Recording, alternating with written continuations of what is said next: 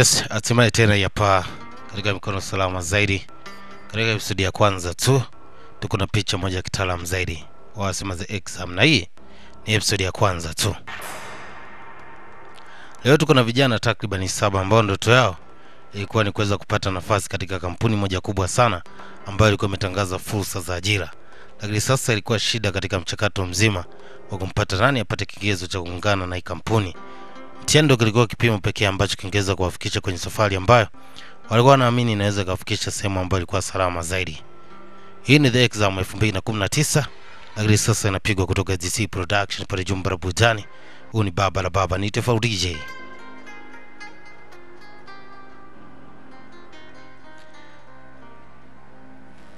Basi hatimaye katika episode ya kwanza zaidi nikiwa nimetara bintadi ndani ya Green City, sasa nakuletea burudani kitaalamu zaidi. Hii wasema ni exam katika episode ya kwanza tu.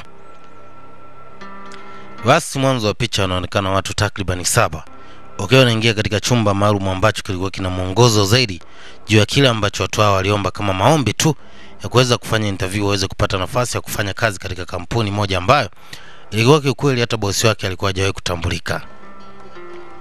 Watu hao baada ya kuingia katika chumba cha mtihani walikuwa tayari wamekaa kiumakini ili waweze kupata mwongozo wa kile ambacho kinatakiwa kufanyika katika chumba hiki. Basi taratibu wakiwa wanaendelea kusubiri mwongozo, waanza kupitia karatasi zao, lakini kwa sasa karatasi ilikuwa ni kwamba ina maandishi yote zaidi ya kuandikwa tu candidate, yani mtainiwa. Na baada ya muda kuna askari ambao waliweza kuingia katika chumba hiki kwa ajili ya kuhakikisha anaweka usalama tu katika swala zima la mtihani ambao unaenda kuanza. Ni mtihani wa aina gani tutakwenda kuona mbele hapo zaidi. Basi watu waliweka umakini sana kwa sababu katika interview hii alikuwa anahitajika apatikane mtu mmoja tu, lakini sasa ni watu 7 ndani ya chumba kimoja. Na akichukua muda aliweza kuingia mtu ambaye alikuwa ni kama msimamizi kwa ajili ya kutoa mwongozo wa nini kinatakiwa kifanyike katika chumba cha mtihani. Mtu huyo alikuwa na mambo mengi sana ya kusema. Yeye alichosema ni kwamba nafikiria kila mtu ameshaweza kuiona karatasi ambayo anatakiwa ajibu kile ambacho anaamini kitaweza kumfanikisha kufika katika ndoto yake. Lakini kwa sasa nafikiri kama kulikuwa na swali ilikuwa ni wakati sahihi wa kuniuliza. Ila kama hamna swali la kuweza kuniuliza basi mtihani uweze kuanza. Watoto walikaa kimya kuashiria kwamba hawana chochote cha kumuuliza mtu huyo. Na huyo mtu aliamuru tu sasa ni wakati wa kuanza kufanya mtihani huo. Ila jambo ambalo lilianza kuwashangaza watu ni kwamba kila mtu akijaribu kutazama pepa yake haina swali, afu anaambiwa mtihani ni kwamba umeshaanza. Kizaazaa zaidi.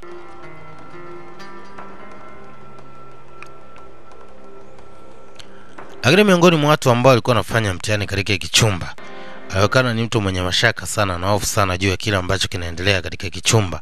Hatujui kwa nini mtu huyo amekuwa ni mtu ambaye ana mashaka zaidi, ili hali yuko katika chumba ambacho anaamini anapigania nafasi ya kuweza kupata kitu sahihi katika mwongozo wa maisha yake zaidi. Watu wao kimya ilikuwa ndio jibu juu ya kile ambacho anaulizwa na mtu huyo. Lakini sasa muda ulikuwa umeshaanza na kila mtu ilitakiwa ingie katika majukumu ya kuweza kujibu kile ambacho ameambiwa na huyo mtu ambaye alikuwa kama anatoa mwongozo zaidi tu. Mtu huyo alihitaji kutoka akiamini kila mtu anaelewa nini ambacho anatakiwa kifanye kwa wakati huo. Anamwambia sana hii haihitaji ushirikiano.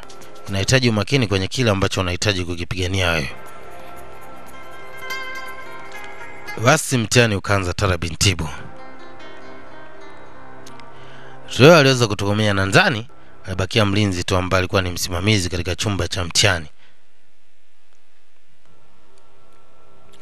Basi ndio ilikuwa sawa kila mtu kuweza kupitia karatasi yake ili kuweza kujua ni nini ambacho kimeandikwa.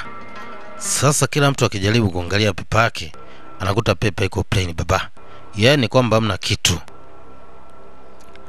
Huyo mjibu kwanza alipata wengi zaidi. Pepa imeandikwa candidate, yani mtainiwa. Sasa ni swali liko wapi?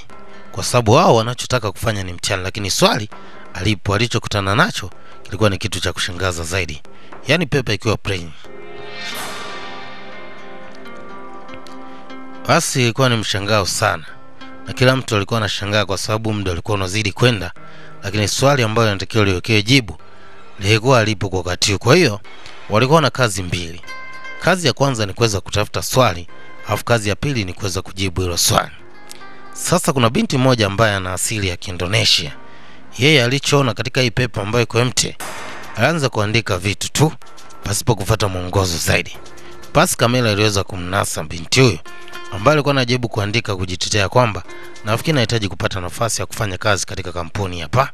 Lakini aliweza kutolewa na mlinzi kwa sababu ni kwamba ameweza kuandika katika karatasi ambayo ilikuwa inajibu itakiwa atafute kwanza swali ili aweze kujibu ambacho anakijibu. Hii ilimfanya aweze kupoteza sifa ya kuendelea kukaa katika chumba cha mtihani.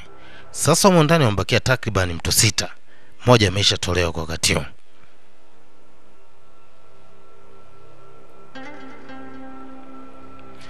Basi kuna bwana mmoja ambaye aliwaza mbali zaidi.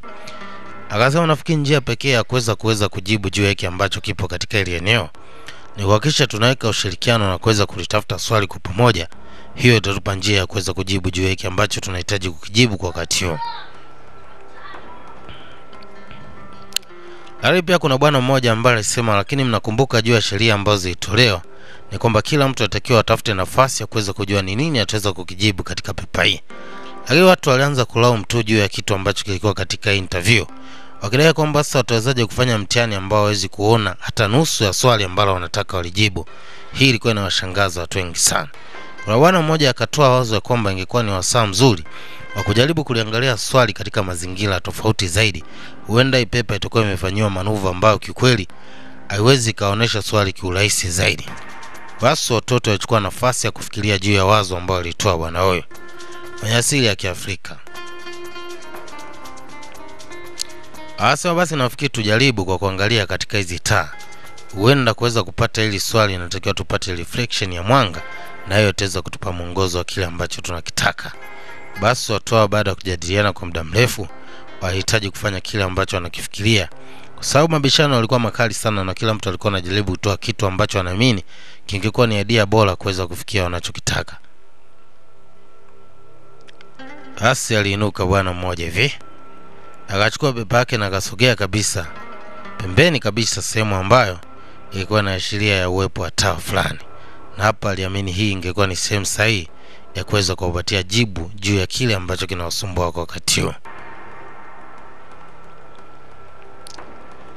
Basi unaambia mjumbe alianza kutamba taratibu na akisema kwamba hilo swali ambalo wanalihangaikia huenda ataweza kulipata kiurahisi zaidi tu, ila ni vile ambavyo watatumia umakini kuangalia kwa kupitia vifaa maalum ambavyo vipo ndani. Basi baada ya kujaribu triki ya kwanza kujaribu kuweka kwenye taa ni kwamba kuweza kuona swali, na maana hata mbinu ambayo alifikiria kwa wakati huo ilikuwa haiwezi kuwapatia jibu juu ya kile ambacho anakitaka.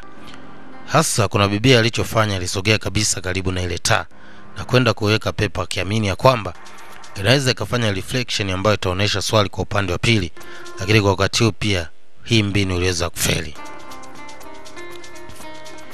Basi kila mtu alikuwa anazidi kushangaa tu na alikuwa anazidi kumbuka sana namna ambavyo aliambiwa na ule msimamizi nini wanatakiwa wafanye. Bwana mmoja akasema nimepata wazo. Kwa hiyo tusijaribu kutumia pepa yule mwanafunzi ambaye ametoka katika kichumba katika majaribio ili tuweze kupata mwangazo wa kile ambacho tunatakiwa tukifanye. Basi kachukuliwa pepa ile ikawekwa sehemu ya pili, na hapa pia walishindwa kupata mwongozo wa kile ambacho wanakifikiria kwa wakati huo. Zaidi ilikuwa ni kama anapoteza muda tu, na hata kwa wakati huo kuweza kupata juu ya swali ambalo alikuwa anaitafuta.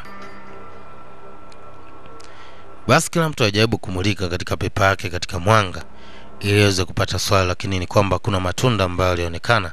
Zaidi ilikuwa ni kama watu ambao wamechanganyikiwa. Lakini kwa bwana mmoja alitumia wazo na itumia akili ya juu zaidi. Akasema ingekuwa ni vema kama tungetengeneza nafasi ya kuweza kuzizima hizi light, huenda ingetupa reflection ya kuona kitu hiki. Wakati mambo yote yanaendelea, kuna mtaalamu mmoja wa zamani na miwani yake hapa. Yeye ni kwamba alikuwa toa ushirikiano kwa kitu chochote ambacho kilikuwa kinaendelea hapa. Na baadaye bwana mdogo aliweza kumfuata akiamini ya kwamba huenda mtu huyu anajua nini ambacho kinaendelea katika ile eneo. Alichofanya ni kumnyang'anya pepa yake na kuiweka tayari kwa ajili ya kufanya jaribio la 3 kama anaweza kupata nafasi ya kujua swali liko katika sehemu gani. Basi waambia mtu huyu mwenye asili ya Kiafrika alisema ingekuwa ni vema kwa wakati huo wangejaribu triki ya kuweza hata kuzima taa ili waweze kuangalia kama kuna reflection yoyote ya mwanga ambayo inaweza kuwasaidia kupatia hilo swali ambalo wanatafuta kwa muda mrefu zaidi.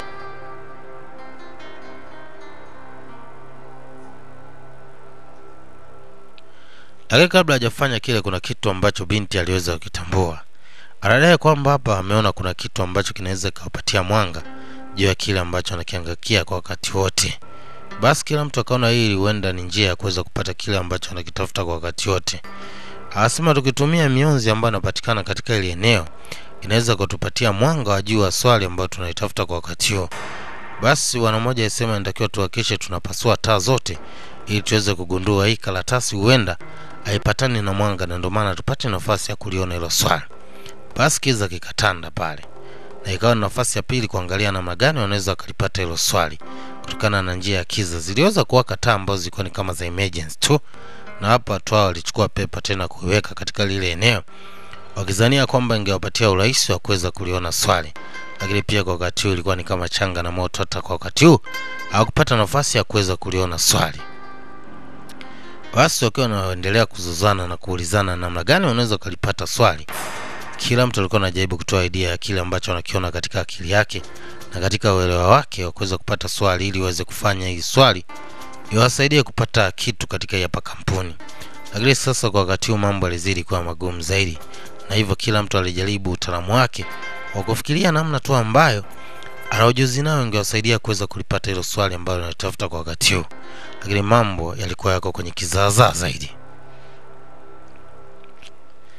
Basi baada ya kuhangaika kwa muda mrefu, watu hawa walikuwa ni watu ambao wanaonekana kwa sasa wameanza kukata tamaa juu ya kile ambacho wamekipigania kwa muda mrefu zaidi.